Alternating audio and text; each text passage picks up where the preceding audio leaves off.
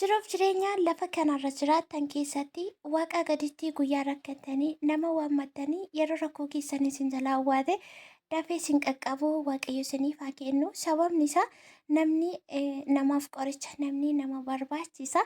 Vloggiin kun kan hojjetame kaleessa ganamadha. Kaleessa ganamaa sa'aatii 3 kaasne haga halkan keessaa sa'aatii 1 walakkaatti as kana turre. Kanaaf viidiyoo isin qaqqabsiisuu hin dandeenye.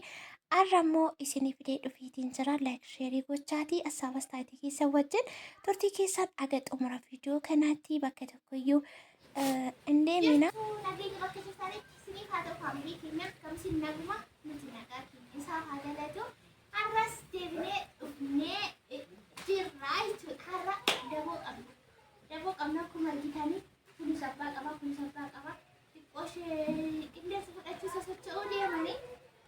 Inna olmaan keenya guyyaa irraa akkuma argitanii garbuu soraa qulleessaa funaanaa qamadii maal gochaa jirra. Daboollee qopheessinee gama sana mulluu jira. Kun argitan mulluun illee jira. Isin affeerree jirra akka nurraa hin hafne qallaba ganna baasu. Qopheeffachaa jirra jechuudha. Qallaba amma bokkaan roobaa jira. Amma ishiifaa jira. Kanaaf barandaarratti hojjechaa jirra. Bokkaan roobaa jira. Nah, waan ganna baasu amma hin qophaa'u taanaan barbaree hin daakamu taanaan minyaan hin daakamu taanaan shiroon hin daakamu taanaan ajjaan bassoo midhaan hin daakamu taanaan bokkaan gal jennaan hin jiru.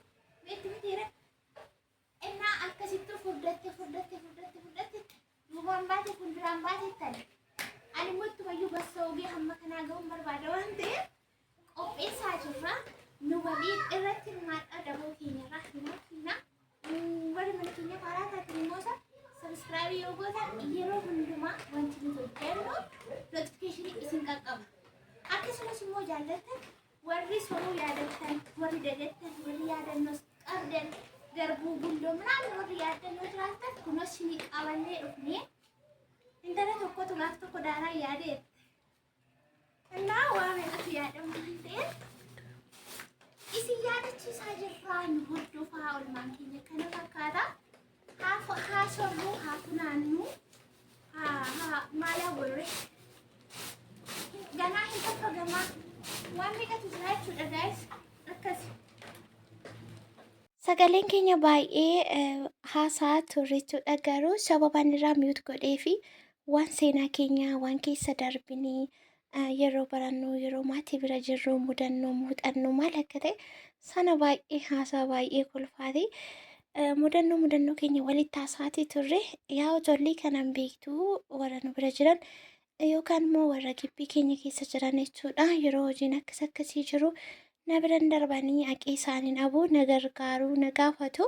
Yaa namni immoo yeroo akkasii namni nama gargaaru nama dhiba waan ta'eef isaan jiru. Asteer immoo mulluu affeelaa buna danfisuuf misaa jechuuf akkasumallee nagadaarra jirti.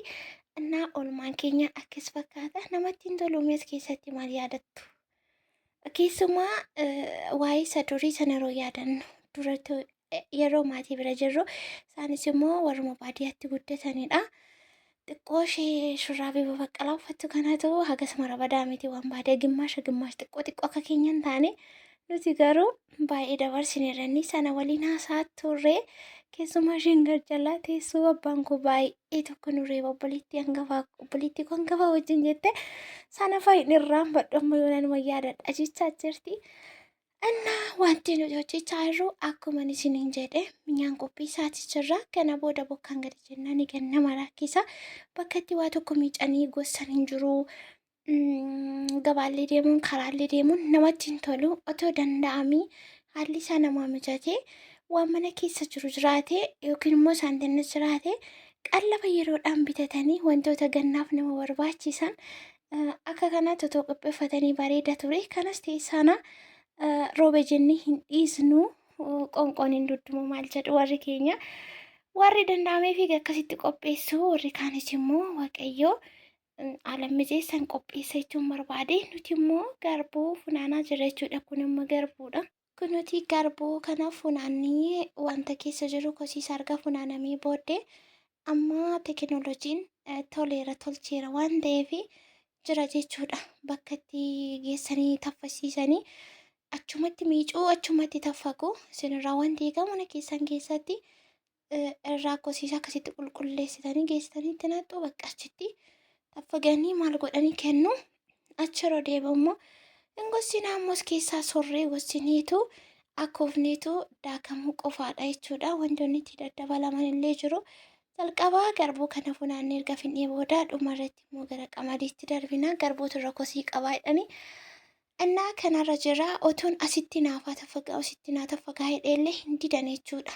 Asitti hojjennaa jedhu waan hundumaayyuu asitti hojjennaa jedhu ani immoo isaanin rakkisuu hin barbaanne aga kanayyuu isaatii kana naaf kennanii na wajjin oolanii kosii kana na gargaaruun isaanii waan xiqqaa miti keessattuu yeroo ammaa kana waan ta'eef waaqayyo carraa qabeetti na godhee durboota amala qaban durboota naamusa qaban akkasuma gibbii keessatti illee gaagaataan hin jiru girrigirriin hin jiru gibbii keessa nama galchuu minaan hin jiru ofii isaanii seenanii bahachuudha.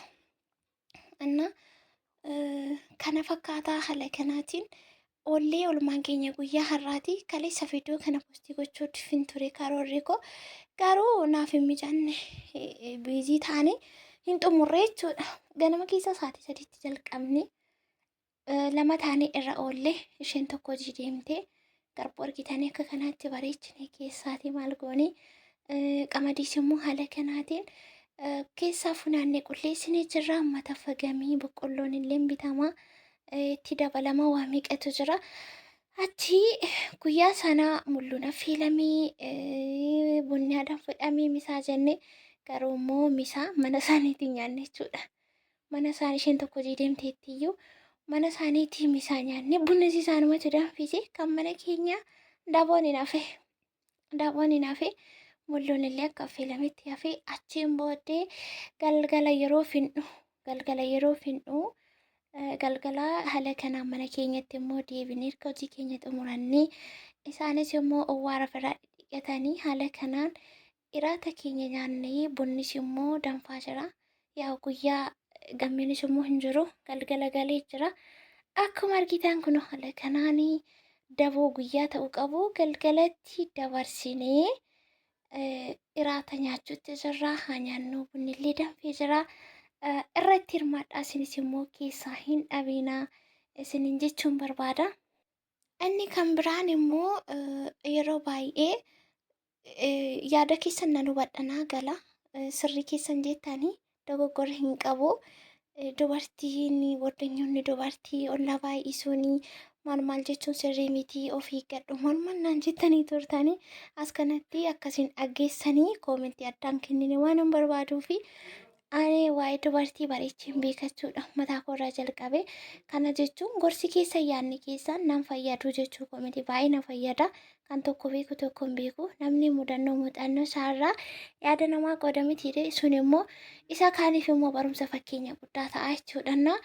Yaada keessan akkuma jirutti fudhadheetu hin jiru nan beeka nama wajjiniin waan meeqa dabarsee argeera umurii kana keessatti waan ta'eef mudannoo baay'ee isaan qaba kan namni narraa baratullee. Kanaaf isaan asuma gibbii keenya keessadha ala bahee guyyaa tokko ollaa deemee buna dhugee hin beeku. Namaanis yaa'uu gaafa gaddatii gaafa gammachuuti nan deemaa waliin nan hirmaadha. Kan kanaan achi fuulduratti illee fedhii nama wajjin nama keessa daddaballeqamu namni akka barbaade mana namaa seenee boosuun boochiin bahuu abaluu akka jettee isheen kun akka jettee kanan qaba sanan qaba meeshaa namarraa ergifachuu muraamni kana maal jedhu warri keenya duratti akkuma gosa tokko nugusniyyuu jedhu gasan nugusa jedhu mitiire mootummaa kan mangistii sanuti jennu kana nugusaa jedhu nugusnuu waan hundumaa dhabee waan hundumaa qabaateetu marfee dhabee mana namaa deemeeraa jedhu. Innaa namaaf guuteen guutuu waan ittiin ergisachuu kadhachuu mana namaa dhaqu hin dhabu. Garuu isa kanarraallee hamma tokko of qabeetiin mana koo keessa jiraachaa jira. Garuu warri kun gibbiima keessa jiru baay'ee amala qabu waan biraa irratti argee hin beeku. As kanatti maal gochaa jirta naan jettan isiniifan ibsa. Xiqqoo ishee fagdee maal gochaa jirta fagaa jirtaa jetta yoo naan jettan as kanatti maaltu ta'e seetanii intinaa deemne bakka boo'icha wayii deemne. Yaa akkuma naannootti waan garaagaraatu jira. Nama isa warra gaddaa sana bira yeroo deeman fuuldura wal bira dhaabatanii akkasitti walitti fogu. Inni gadda taa'us hin fagaanne boo'icha sana deemee siin faga maaliif akkas godhu ennaani seeruma isaatii jedhani ka inni taa'us akkasuma ta'a inni boo'icha sana deemee buus akkas ta'a maaliif enna seerumatu akkasii jedhanii kaleessa saalistii maal jedhani boo'icha wayii tollaa keenyatti uumamee achi guyyaa kaleessa guyyaa sadaffaa isaatii saalistii waan jedhamu wayiitu jira jedhanii ganama immoo isaatii 12 kaanechi deemnee namni akkas godhanna maaji akkas ati goote hennaan gammiin hin goone jeen naangallee waan sannaa seeruma isaatii waan akkasiiraa jedhanii sanitti odeessa isa kolfu isaan immoo ittiin agarsiise kanumadha. Innaa akka waan biratti fudhannee fagdii ayyaana sitti dhalatee kanaan hin jenneen qalluun qabu. Innaa akkasittiin egaa nyaachaatii jirra akkuma isin argitanii raata nyaachaa jirra. Waan haasa waan kolfaa guyyaas akkasitti kolfaa oolanii galgalallee gadi yaa'aniif akka kolfanii wanta akka isaan dinqin beeku durboonni kun jechuudha. Asteeris immoo taphaasuu argannaan namni fudhatee gala.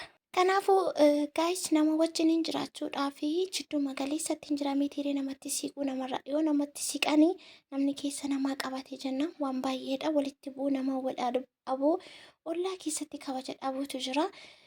Yoo namarraa siqanis immoo nama malee jiraachuun hin danda'amu waan ta'eef jidduumatti namatti siquu namarraaf siquu dhiisanii miidiyeemima jidduu galeessaatti of qabanii jiraachuun dirqama jechuudha.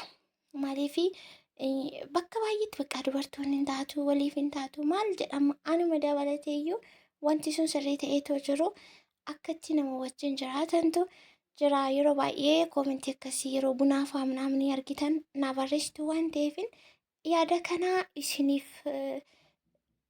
agatee ibsuuti barbaade jechuudha. Annaa gaayisii viloogiin keenya kana fakkaataa iraata keenyas immoo gara xumuraatti jirra. Kanatti bunni danfee jira. Ani baay'ee tokko hin dadhabe. Bakka baay'ee nama dadhabsiisa. Amma osoo isaan hin jiran ta'e nuti torbee tokkotti fidnuu kana keessaa funaanne sanuu asteer immoo utaalloon qabee reef gadhiisee bakka akka tokko hin jiraa miti utaalloon akka nama dadhabsiisu giddiimaan malee badaatti tolaa miti. Biddira sirraa qabdi. Achas si danfisteetti atis immoo akkasuma godhinaan jettanii turtanii inni anaaf hinaafni dhiisnee qusanne ammatti foree jira waan ta'eef otoo isaan hin jiran ta'ee har'a gudii ta'uu keenya baay'ee funaansa qaba ture amma kana xumurriitu jira achiin booda mana wucoo geessee horooressuuma maal jedhama yookaan immoo taffasiisu jechuudha. Qola isaarraa yeroo qunca'ee finnii asitti immoo gorsine kan itti aanutti darbinaa jechuudha. Daboon keenyas immoo kana fakkaata isiniinis isin affeerree jirra kan kanarraaf immoo yaada keessan nu barbaachisa. Isinis immoo waan beektanirra nurraa nan bifatiinaa hin qusatiinaa isiniin jechuu barbaannaa viidiyoo keenya laayikii sheerii gochuullee akka hin daganne laayikii rugootan ta'e gara nama biraatti sheerii ta'a waan ta'eef inni kun immoo isiniif hin hafu baay'ee nu jajjabeessitu baay'ee nu deeggartu hin turiinaa hin buliinaa nuun jettu yeroo nuti dhufnu immoo waan nuti dhufnu isinis immoo moqqii damaqqii godhaa waan isinirraa eegamu raawwadhaa akkasuma sabiskiraayibii godhaati maachiinuu ta'a warri sabiskiraayib gootanii nutti dabalamaatti jirtan immoo faamilii haaraan daddabalamaa jirtu waan ta'eef galatoomaa isiniin jenna.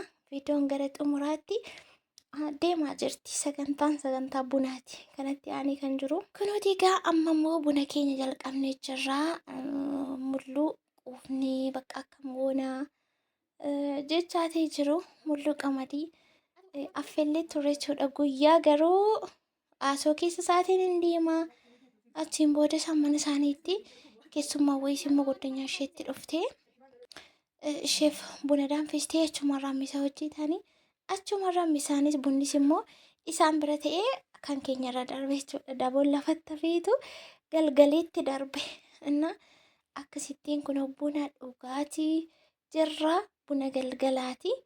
As kanatti immoo akkuma argitanii obbo Gammeen egaa mala isaanii beektu. An dhugaa rabbi baay'ee tokko dadhabee sofaarra nan ciise bakka. Dadhabee harki koo duddi koo miilli koo hundi na caccabe sooraan nama dadhabsiisa waan ta'eef mar'immaan illee nama dhukkubsa. Kun obbo Gammeenis immoo hojii isaanii taa'aa jiru imma nutti hin qabanii jirtanii nuun hin jedhanii dhiiseettanitti waan ta'eef anis immoo dhiiseera. Kunoo akkasii jechuudha. Viidiyoon keenya warri isinitti tole bichaan qofti nu jaallattan nu kabajan qofti. Laayikii keessanii hin dagatiina buna dhuguu jalqabnee jirra. Ani immoo buna je'uu dhiisuun jedha nan dhiisoon jedhee bunni baay'ee cungaaraa natti kaasaa jira. Nan dhiisoon jedhin naxxaaruu natti mufattuu tokkuma dhugii maalee naan jedhu sukkaari xiqqoo ishootti baay'ate malee naan ta'u. Amma sukkaarri kan nama maanka lamootee kan gosa sadii ta'uu qaba. Fiddiitti na dabaltee jirti. Akkasittiin buna tokko tokkoon dhugaa jechuudha. Gaaf gaafii akkasumatti dhuguu naan ja'a. Gaaf gaafii immoo bakka baay'ee na jeeqaa kanan isiniin jennaa.